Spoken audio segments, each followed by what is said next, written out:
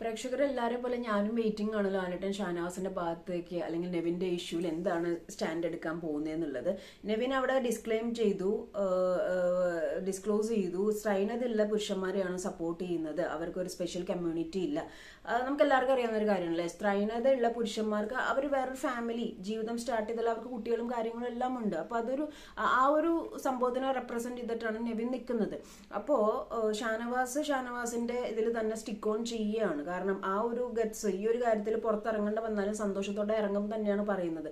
അപ്പം ഞാൻ ഈ പറയുന്ന മാതിരി നെവിൻ മോശപ്പെട്ട ആളാന്ന് ഞാൻ പറയുന്നില്ല, കാരണം നമുക്ക് കാണാത്ത കാര്യങ്ങൾ പറയാൻ പറ്റത്തില്ല. അല്ലെങ്കിൽ ഷാനവാസ് ഒരു എക്സ്പ്ലനേഷൻ തരണം, എന്നെ ഇവിടെ പിടിച്ചു അല്ലെങ്കിൽ ഇത് ചെയ്തു, ഇത് എനിക്ക് ഇഷ്ടമായില്ല എന്നുള്ള കാര്യം.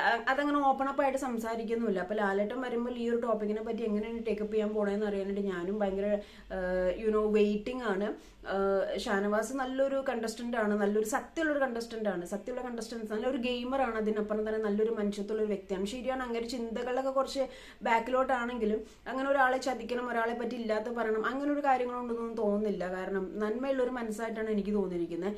അപ്പോൾ ഈ ഒരു ഇതിൽ ലാലേട്ടൻ നല്ല രീതിയിലൊരു ഡിസിഷൻ എടുക്കട്ടെ. തെറ്റാരാ ചെയ്തിരിക്കുന്നത് അല്ലെങ്കിൽ എല്ലാവർക്കും, പ്രേക്ഷകർക്കും എല്ലാവർക്കും, അവിടെയുള്ള ഷാനവാസിനും എല്ലാവർക്കും കൺവിൻസിങ് ആവുന്ന രീതിയിലൊരു മറുപടി കൊടുക്കട്ടെ. അപ്പം നിങ്ങളുടെ അഭിപ്രായം എന്താണ്? കമന്റ് ചെയ്യുക. ഷാനവാസിന്റെ ഒപ്പം ആണോ നിങ്ങൾ നിൽക്കുന്നത്, അതോ നെവിന്റെ ഒപ്പമാണോ നിങ്ങളുടെ അഭിപ്രായം? നിങ്ങൾക്ക് തോന്നിയത്, മനസ്സിൽ എന്താ തോന്നിയെന്നുള്ളത് നിങ്ങൾ കമന്റ് ചെയ്യുക.